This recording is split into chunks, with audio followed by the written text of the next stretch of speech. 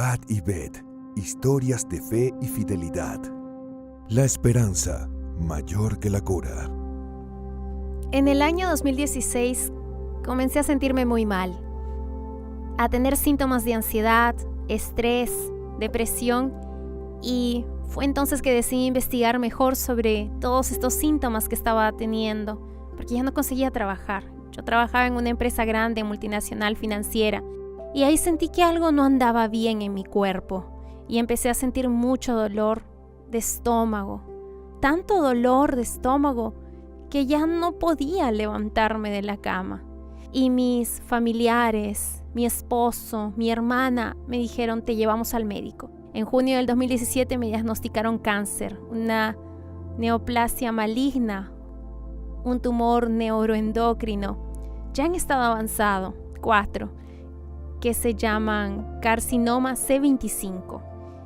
Y ya tenía metástasis en muchos órganos del aparato digestivo. Visité a 3 oncólogos, 2 de ellos rechazaron mi caso. No querían tomar mi caso porque era muy riesgoso. Incluso el endocrinólogo que descubrió la enfermedad dijo que me quedaban menos de 3 meses de vida. Clamamos a Dios para que Él tome el control de todo. Yo sé que no era el propósito de Dios que yo sufriera. La verdad es que no es el propósito de Dios que ninguno de sus hijos sufra. Pero si Él estaba permitiendo que en ese momento yo pasara por ese desierto, yo sabía que Él sería mi pastor y me guiaría. Y así seguimos. Y encontramos a un oncólogo que quería ver mi caso y me examinó, me pidió más pruebas adicionales, hasta que realmente llegó a la opinión de que sería un cáncer neuroendocrino de páncreas, que no hay cura en principio por la medicina moderna y que necesitaría un tratamiento paliativo. Empezamos las quimioterapias paliativas. No me sorprendió que al finales del año 2017 comencé a tener un sangrado abundante y cada vez que iba al hospital el médico me decía: Kelly, no puedes sangrar porque te debilitará el cuerpo. Probemos con radioterapia para ver si el tumor reacciona y se reduce. Y en la 5ª sesión me desmayé, no pude resistir, comencé a sangrar mucho otra vez y en esta ocasión recibí mi primera unción. Visitas pastorales y la unción para que Dios hiciera su voluntad, para curar o no. Y el médico entró en la habitación y me dijo, le pedí a su esposo que firme un término de un último intento, casi no hay posibilidades de vida, menos del 1%, y tenemos que encontrar la vena y la arteria que están sangrando en el momento exacto del sangrado. El médico entró sin expectativas y decaído, pero para su sorpresa la cirugía fue un éxito y comenzamos con las quimioterapias fuertes. Pero en junio del 2021 comencé a sangrar nuevamente. Ingresé de nuevo a la mesa de operaciones, fui a la UCI y el médico vino a la cama del hospital de posoperatorio y dijo: Kelly, fue un gran éxito, ya no sangrarás más. Y en una hermosa mañana de sábado donde estaba sola en casa, tuve una gran hemorragia. Ingresé directamente en la UCI, pero no había posibilidad médica de intervención quirúrgica. Entonces el médico dijo: Kelly, no quería hacerlo, pero voy a tener que darte de alta. Desde ese día hasta ahora nunca más volví a sangrar. Al final de las radioterapias en forma de quimioterapia, salí del hospital con un peso de 45 kilos para una mujer de casi 1,70 m. Pero eso que pasaba yo nunca dejé que los demás vieran, porque el Dios que está haciendo milagros es mucho más grande que eso, que fueron detalles. Para honor y gloria de Dios, hoy, 2023, yo, Kelly, vivo en Curitiba. Continúo casada desde hace casi 18 años con la misma persona, que es una bendición en mi vida todos los días. No tengo motivos para quejarme, solo motivos para agradecer. No tengo quejas, solo tengo que declarar que necesitamos confiar, depender completamente de Dios, porque Él es fiel. Si Él lo prometió, lo cumplirá. Y su promesa es mucho más grande que esta vida. Si dentro del propósito de Dios estaba mantenerme con esta enfermedad para testificar, para hablar, entonces que sea para honra y gloria de Dios. Ha llegado el momento que adoremos juntos a través de los diezmos y de las ofrendas. A las que están encargadas de juntar la ofrenda junto con los diáconos, que se adelanten. Y Martín podría hacer la oración por diezmos y ofrendas.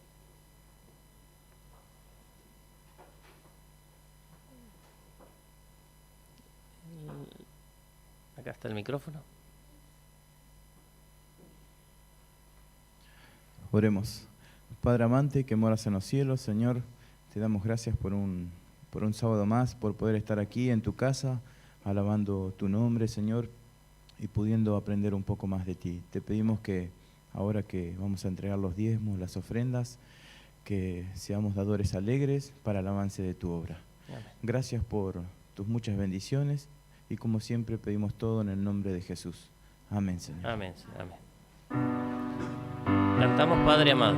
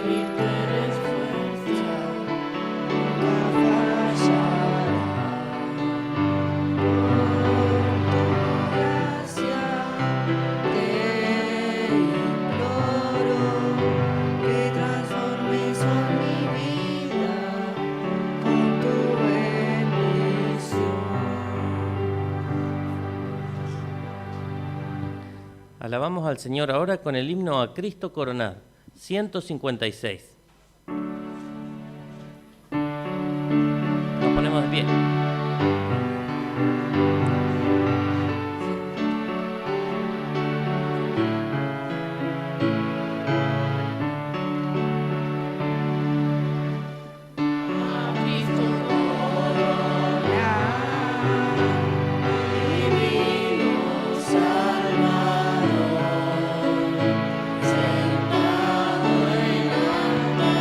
Majestad es mi gloria.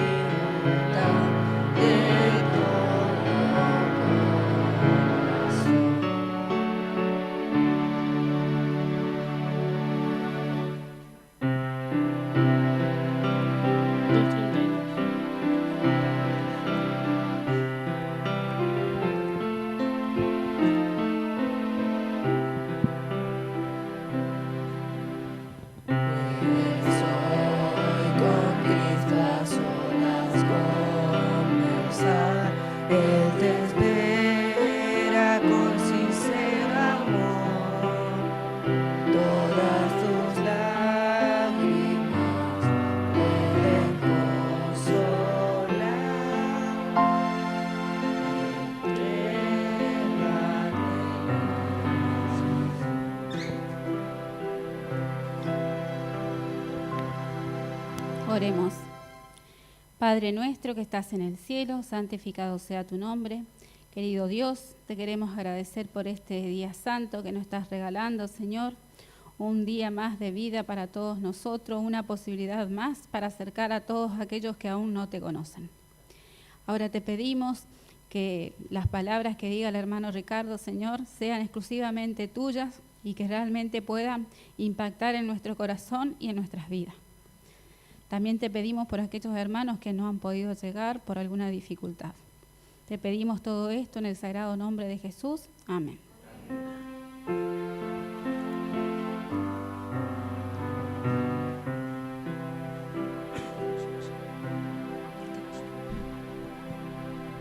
Agradecemos a Mirta por la oración y tenemos la adoración infantil, así que ahora tenemos el momento para los más pequeños y vamos a prestar atención a la pantalla.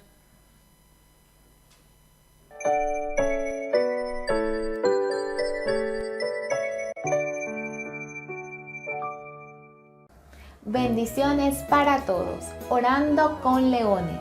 Se arrodillaba 3 veces al día, oraba y daba gracias delante de su Dios. Daniel 6:10. ¿Quién tiene un mejor amigo? ¿Qué le cuentan? Qué bueno es jugar y tener un amigo que esté a tu lado en todo momento. Daniel tenía un amigo súper especial. Su nombre era Darío. Ellos conversaban de todo. Darío era muy importante porque era un rey. Daniel le daba muchos consejos sobre lo que debía hacer en su reino. Al rey le gustaban mucho los consejos de Daniel y quería ponerlo al frente de todo el imperio para poder ayudar en su reino. Pero los otros supervisores que trabajaban junto con el rey sintieron envidia y pensaron en un plan terrible para sacar a Daniel del reino. Daniel era fiel a Dios y oraba 3 veces al día. Orar es conversar con Dios como un amigo. Daniel era un hombre que seguía los principios del Señor. Hicieron una ley que ordenaba que durante 30 días todas las personas del reino podrían adorar solo al rey Darío, y quien desobedeciera sería echado en el foso de los leones. Engañaron al rey y él firmó esa ley, pero todos sabían que Daniel solo adoraba al Dios verdadero. Aunque pusieron esa ley, Daniel subió a su habitación, abrió la ventana, se arrodilló y oró. Y los hombres malos corrieron hasta donde estaba el rey y le contaron que Daniel había desobedecido la ley y debería ser echado en el foso de los leones. El rey se había olvidado de que su amigo adoraba al Dios de Israel e hizo todo lo que podía para impedir que Daniel fuera echado en el foso de los leones. Pero no tuvo otra opción. Tenía que cumplir la ley. Daniel fue echado en el foso de los leones. Daniel oró al Señor y Dios envió un ángel que cerró la boca de los leones. Dios escuchó la oración de su amigo Daniel. Dios escucha nuestras oraciones, por eso debemos estar cada día a su lado, conversar con Él y contarles nuestras alegrías y tristezas.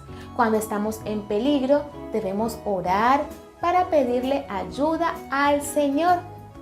Oramos para pedirle protección a Dios. Que Dios te bendiga.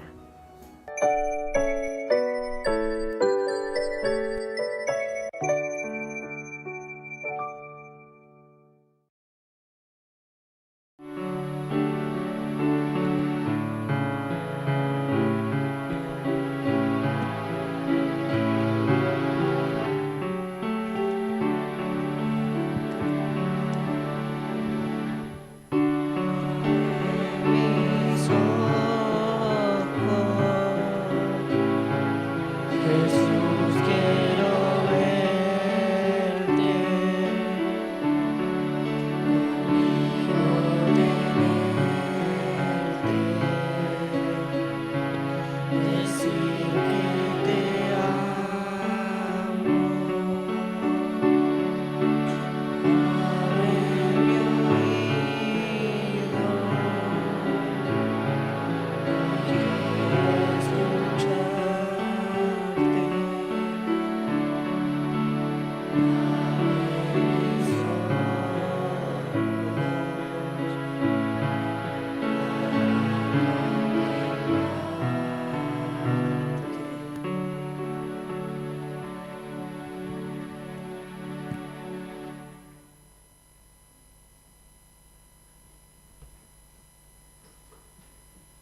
Bueno, feliz sábado, hermanos. Es un gusto poder acompañarlos en esta mañana. Había venido 2 o 3 veces a Campana, pero es la primera vez que vengo aquí a la iglesia central, así que nos gustó mucho, nos pareció muy linda con mi esposa cuando entramos. Nos sorprendió que fuera arriba, no sabía. Así que bueno, un placer para nosotros acompañarlos. Mi nombre es Ricardo Ferreira, tengo 33 años y hace unos 7 años que estoy viviendo acá en Buenos Aires. Apenas terminé de estudiar en la UAP, soy contador público y ahí me vine a trabajar para Buenos Aires. Y que me acompaña mi esposa Caroline. Ella trabaja en Nuevo Tiempo en la clase bíblica. Bueno, nos conocimos en la UAP y vinimos juntos para acá. Quería hacer una pregunta. ¿Alguno escuchó hablar del término reflejo condicional? ¿O del concepto de reflejo condicional? El reflejo condicional es alguna respuesta que tenemos ante un estímulo fuerte. Por ahí con un ejemplo se entiende más fácil. Hay un experimento que se llama el perro de Pavlov, porque lo desarrolló Iván Pavlov, un sociólogo, un filósofo ruso. Él estaba estudiando la conducta de los perros y bueno, creo que todos nos dimos cuenta cuando le damos comida al perro, vemos que empieza a salivar con más frecuencia. Entonces él se dio cuenta, él tenía una persona que le daba de comer al perro y se dio cuenta que un día apareció esta persona pero no le dio de comer al perro, igual el perro empezó a salivar. Entonces dijo, voy a hacer un experimento. Agarró un aparatito que iba haciendo ruido y cada vez que le daba de comer a los perros ponía el aparatito. Entonces después de 2 o 3 semanas puso el aparatito pero sin comida y el perro empezó a salivar. Entonces se dio cuenta que el perro asociaba el ruido con la comida, entonces por más que no hubiera comida, la reacción se le generaba igual en su cuerpo. Cuando leía esto, por ahí pensaba en que muchas veces a nosotros nos pasa también, no sé si, me imagino que a todos nos ha pasado aunque sea una vez, sentir algún olor, probar alguna comida, escuchar alguna música o algún sonido que nos hace un clic en el cerebro y nos recuerda alguna situación que hayamos vivido. A mí en lo personal hay 2 que me pasan seguido. Una, tengo un compañero de trabajo que se compró un perfume que es el que usaba mi papá cuando yo era chico. Cuando pasa al frente de mi oficina se me viene a la mente mi papá. Y otras son los coritos de jóvenes, de los CD de jóvenes del 2004 al 2007, más o menos la etapa en la que era conquistador. Cuando escucho una de esas canciones como que se me vienen a la mente los primeros camporí, los primeros campamentos, congresos de jóvenes. Creo que todos habremos vivido alguna situación de esas. Quería que hoy reflexionemos en una historia en la Biblia en donde podemos ver un concepto parecido. Vamos a buscar en el Evangelio de Juan, capítulo 21.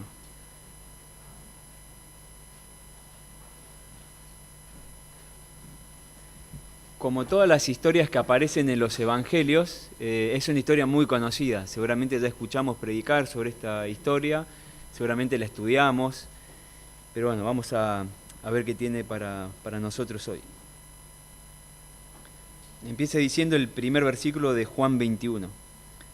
Después Jesús se manifestó otra vez a sus discípulos junto al mar de Tiberias y apareció de esta manera. El versículo empieza con la palabra después. Lo primero que me pregunté cuando leí el después es ¿después de qué? Si miramos en los 2 capítulos anteriores, en el capítulo 19, nos cuenta la historia de la muerte de Jesús.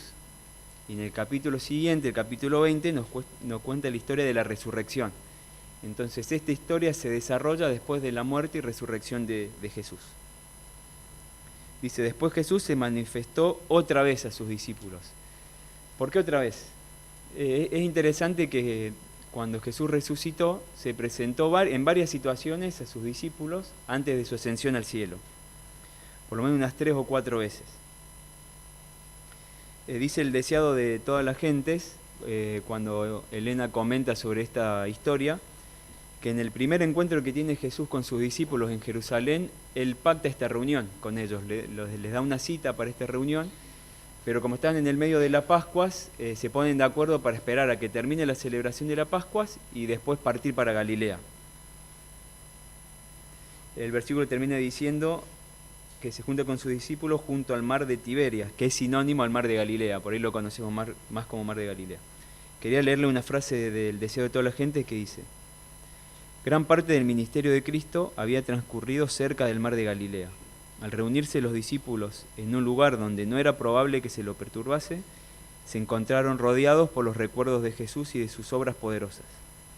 Sobre ese mar, donde una vez su corazón se había llenado de terror y la fiera tempestad parecía a punto de lanzarlos a la muerte, Jesús había caminado sobre las ondas para ir a rescatarlos.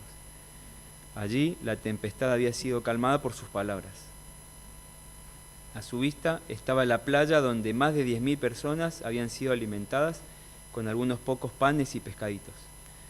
No lejos de allí estaba Capernaum, escenario de tantos milagros. Mientras los discípulos miraban la escena, embargaban sus mentes los recuerdos de las palabras y acciones de su Salvador. Acá encontramos la primera vez donde Elena comenta esta situación en donde Jesús los cita a un lugar porque quería que ya en su mente ellos fueran recordando todas las cosas que Jesús había hecho por ellos y que lo tengan presente en sus mentes. Seguimos entonces con el relato bíblico, dice el versículo 2. Estaban juntos Simón Pedro, Tomás el gemelo, Natanael el de Caná de Galilea, los hijos de Zebedeo y otros 2 discípulos. Por lo que vemos entonces, eran 7 los discípulos que estaban juntos. Simón Pedro, que es uno de los discípulos más conocidos, todos lo conocemos. Por ahí muchos lo conocen como el discípulo que negó a Jesús, que lo traicionó. Él era el discípulo de edad, era el más grande de todos los discípulos. Se cree que tenía poco más de 40 años de edad cuando transcurre esta historia. Y Pedro era un pequeño, antes de conocer a Jesús, un pequeño empresario, diríamos, tenía una pyme. Él era dueño de una embarcación y por ahí la arrendaba a otros pescadores para que pudieran pescar y después comercializarlo. Dice que también estaba Tomás, el gemelo. Lo apodan el gemelo porque era gemelo, no se esforzaron mucho con el apodo.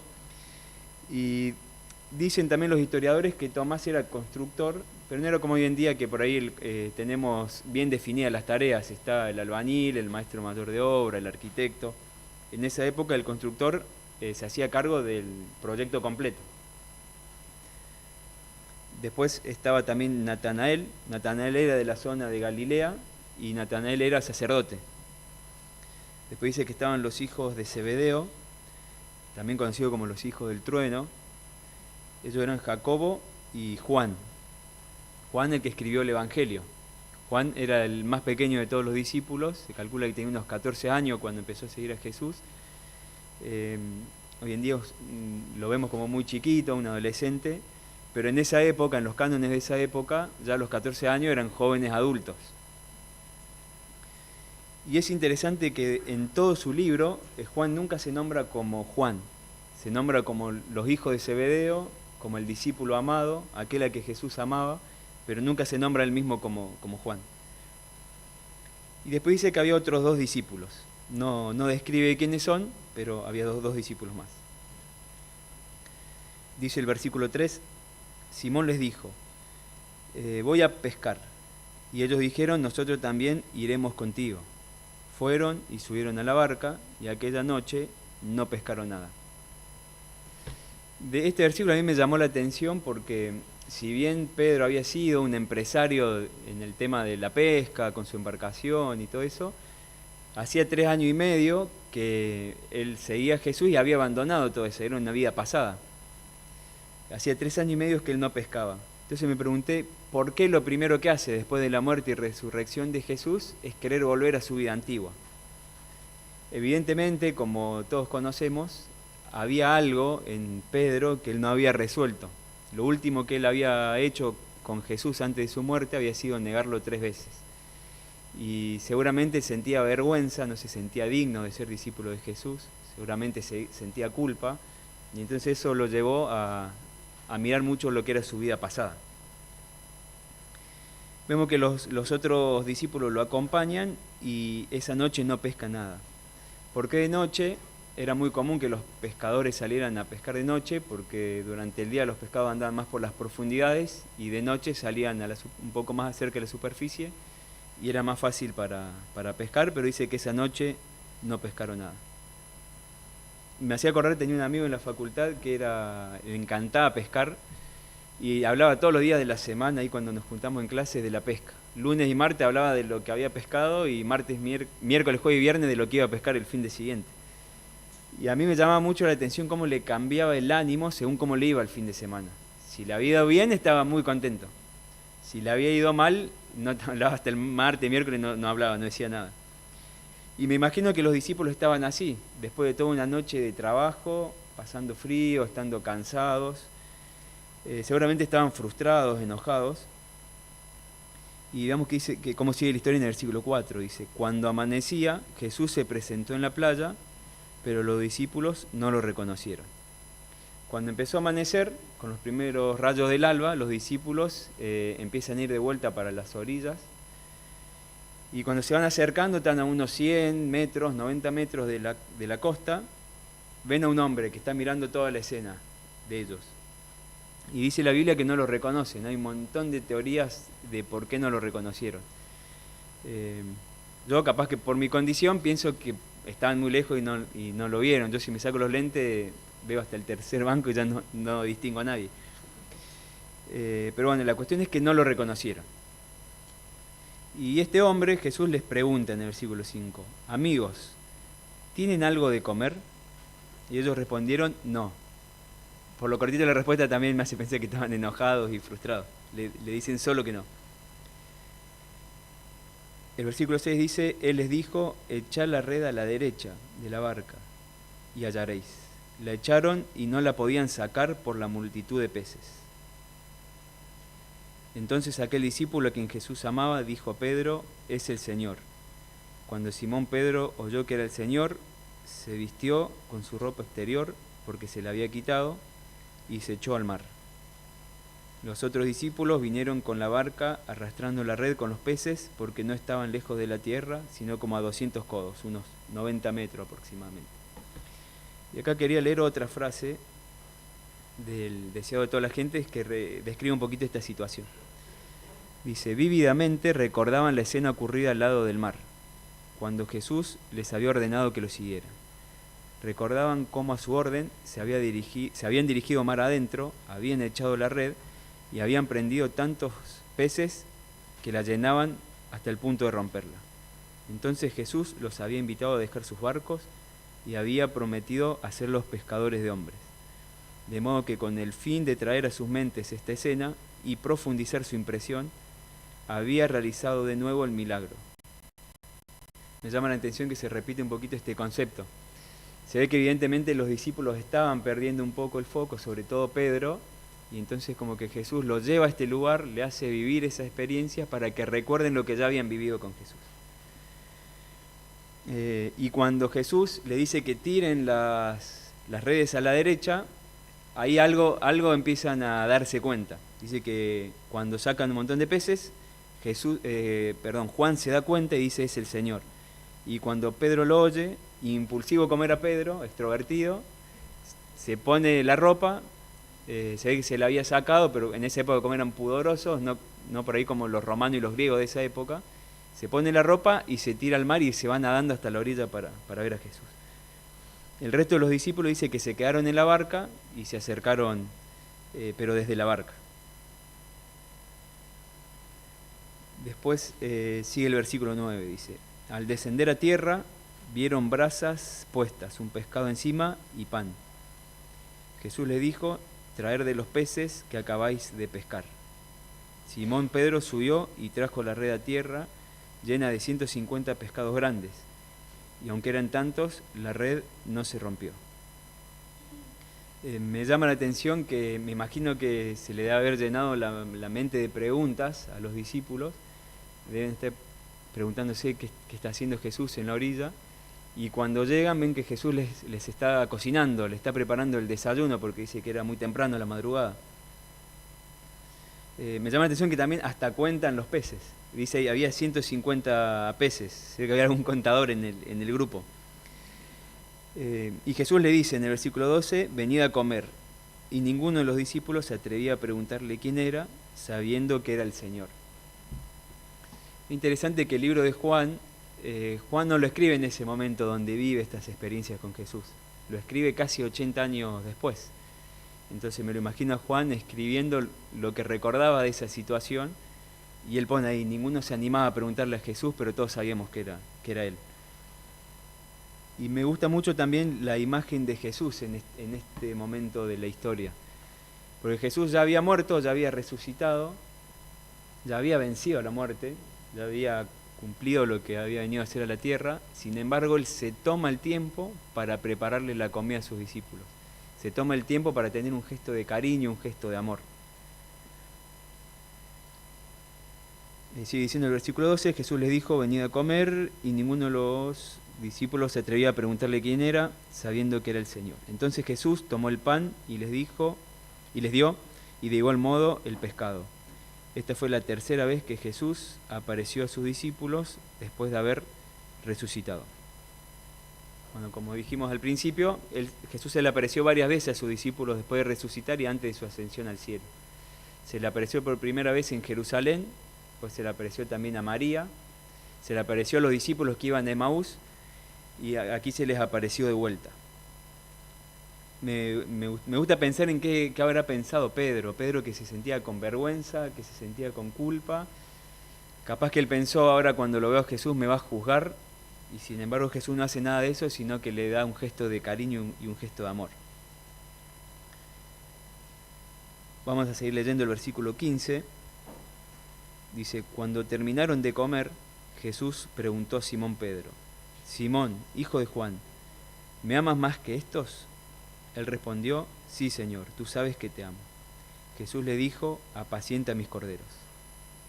Acá Jesús le pregunta por primera vez si lo ama, y Pedro le da una respuesta muy cortita también, lo que me hace pensar que de tanta vergüenza y culpa no quería hablar tanto. Entonces le dice cortito, sí, te amo. Y Jesús en el versículo 16 volvió a preguntar a Simón, Simón, hijo de Juan, ¿me amas? Pedro respondió, sí, Señor, tú sabes que te amo. Le dijo entonces Jesús, apacienta mis ovejas. De vuelta le da una respuesta cortita, y por tercera vez Jesús le pregunta, Simón, hijo de Juan, ¿me amas? Pedro se entristeció de que le preguntara por tercera vez, y respondió, Señor, tú sabes todas las cosas, tú sabes que te amo. Y Jesús le dijo, apacienta a mis ovejas. Acá vemos que Pedro se entristece cuando le pregunta por tercera vez. Y yo pensaba, claro, Pedro que se sentía culpable, que se sentía avergonzado, y Jesús le hace la pregunta, Pedro le responde y le vuelve a preguntar, y le vuelve a preguntar. Habrá sentido que Jesús no le creía después de lo que había hecho, no era digno de confianza, y entonces se lo preguntó un montón de veces porque no le creía. Pero me gusta cómo terminan estos últimos 3 versículos, porque ahí es como que Pedro termina entendiendo por qué Jesús se lo pregunta tantas veces. Dice el versículo 18 al 19. Te aseguro, cuando eras más joven te ceñías o te vestías e ibas a donde querías. Pero cuando seas anciano extenderás tus manos y otros te vestirán y te llevará donde no quieras. Dijo esto para dar a entender de qué muerte había de glorificar a Dios. Y dicho esto, añadió, sígueme.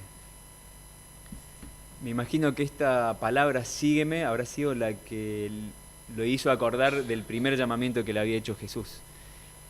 Y me gusta pensar mucho que así como Pedro le falló 3 veces a Jesús, lo negó 3 veces, lo traicionó 3 veces, Jesús le dio exactamente la misma cantidad de oportunidades para poder redimirlo, para que él pudiera recomponer ese error que había cometido. Él lo traicionó 3 veces y Jesús le pregunta 3 veces, ¿me amas? Para que él públicamente pueda demostrar que se había arrepentido. Y cuando le dijo, sígueme, es como que Jesús le está diciendo, listo, borrón y cuenta nueva. Si vos me amás, empezamos de cero, sígueme. Y me gusta mucho que cada vez que le pregunta y cuando Pedro le contesta, le dice, apacienta mis ovejas. Pedro estaba perdiendo el foco, entonces Jesús no solo lo restaura, sino que también lo enfoca de vuelta. Le dice, apacienta mis ovejas. Y me gusta mucho que cuando Jesús te restaura, lo hace de manera perfecta, de manera completa. Y hay un cambio en nosotros y no seguimos siendo lo mismo. Unos pocos versículos después termina el capítulo 21 de Juan, pero empieza el libro de Hechos. Y creo que todos hemos leído varias historias de lo tremendo que hizo Pedro en las manos de Dios. Pedro predicaba y se convertían de a miles. Pedro fue, por así decir, abrió obra o fue pionero de misión global con todos los pueblos no judíos. Después hay una historia que me gusta mucho, que es cuando Pedro es encarcelado. Herodes manda encarcelar a Pedro y a Jacobo. Y a Jacobo lo termina matando, pero de manera privada, lo mata dentro de las celdas, y entonces los sacerdotes se enojan con Herodes porque dicen, ¿por qué no lo mataste públicamente? Para que todos estos cristianos que se están convirtiendo con la predicación de Pedro y de estos nuevos cristianos tengan miedo y abandonen la fe. Y entonces Herodes dice, tiene razón, lo voy a matar a Pedro también, pero en la plaza, de manera pública, y pone fecha para su ejecución. Cuenta Ellen White en Hechos de los Apóstoles que Pedro estaba custodiado por un montón de soldados. Pedro tenía cadenas en las manos, tenía cadenas en las piernas, que iban a cadenas que estaban en los brazos de los soldados. O sea, él no se podía ni mover sin que los soldados se enteraran. Y después tenía una puerta de madera muy gruesa, con barrotes de hierro, y fuera de la puerta había más soldados custodiando la celda.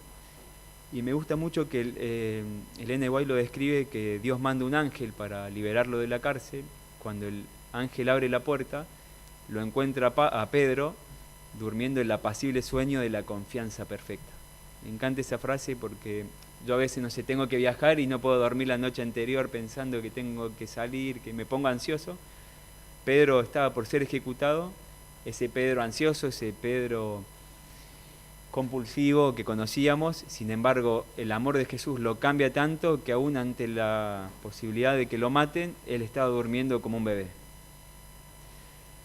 Y esta historia que leímos hoy tiene un mensaje muy poderoso también para nuestra época hoy. Nosotros, si en algún momento caemos, si en algún momento cometemos un error, nos alejamos de Dios y sentimos culpa, sentimos vergüenza, tengamos presente de que Jesús quiere redimirnos.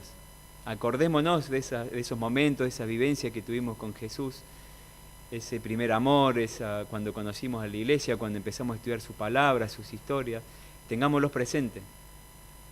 Jesús no quiere juzgarnos, Jesús quiere prepararnos el desayuno, quiere servirnos, quiere darnos un gesto de amor y de cariño. Después el Espíritu Santo va a ir haciendo el trabajo en nosotros para que podamos ser restaurados completamente. Y también cuando le pase algo al prójimo. Nosotros muchas veces cuando vemos a un hermano, un amigo, un familiar que comete un error, por ahí somos muy rápidos en juzgar, en atacar. Sin embargo, vemos que acá, que Jesús, que por ahí capaz que era el único que tenía la autoridad moral para juzgar, no lo juzgó, sino que Jesús les mostró cariño, les mostró amor, les mostró redención. Y eso es el Evangelio. Y a veces puede ser que no sea que cometimos un error, pero por ahí estamos desanimados igual, estamos dentro de la iglesia, pero estamos desanimados por la situación económica, por algún problema familiar, una pelea en nuestro matrimonio, con nuestros hijos, que cosas que no nos dejan dormir, que podamos entregársela a Dios, confiado en que Él puede resolver nuestros problemas y que nos puede dar un sueño tranquilo y seguro como se lo dio a Pedro. Me gustaría hacer una oración para poder terminar.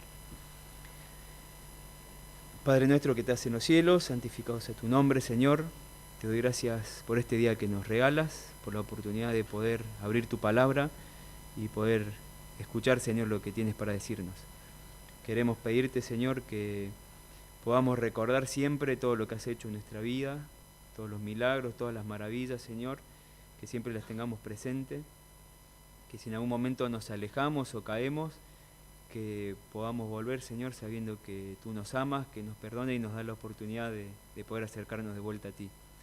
Que si tenemos algún conocido, algún familiar que está pasando también por un momento malo, Señor, que no nos des ese corazón juzgador, sino que nos ayudes a tener sabiduría para poder acercarnos y mostrarles tu amor y que puedan volver a ti. Y también, Señor, que pase la situación que sea, por más mala que parezca, que, Señor, podamos entregarlas a tus pies y estar confiados, Señor, que en tus manos, aunque por ahí sea una decisión que nosotros no entendamos, tú la puedes transformar en bien para nosotros. Todo esto te lo pido y te lo agradezco en el nombre de Jesús. Amén.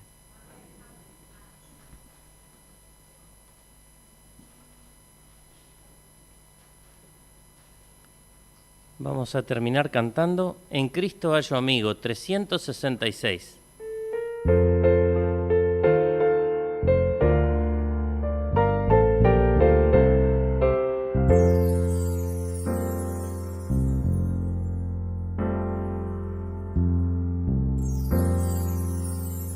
En Cristo hallo amigo y amante Salvador, contaré pues cuanto ha hecho Él por mí.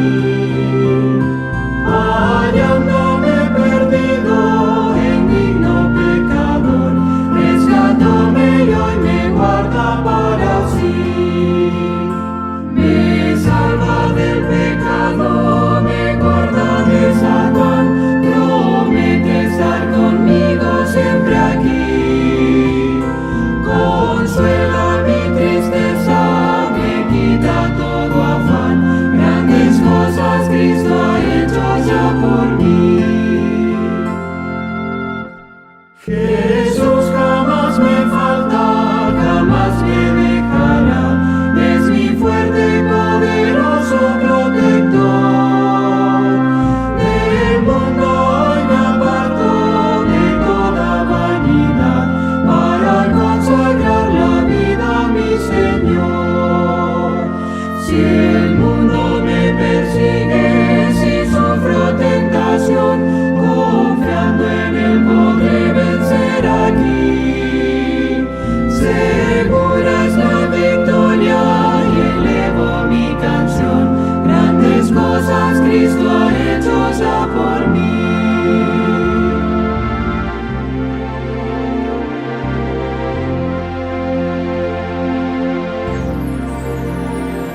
Bien sé que Cristo en gloria muy pronto volverá, y entre tanto me prepara un bello hogar. En la casa de mi Padre, mansión de luz y paz, el creyente fiel con Él ha de morar. Y entrado en su gloria, besarlo sentiré, pues contemplaré su rostro siempre allí. Con los santos redimidos, gozoso cantaré, grandes cosas Cristo ha hecho ya por mí.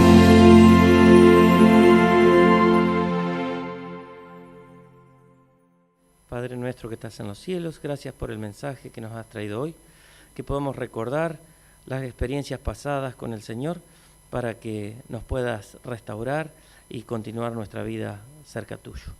Señor, pedimos por nuestros hermanos que están aquí y los que podamos visitar o llamar en este día, que podamos mostrar amor por cada uno de ellos.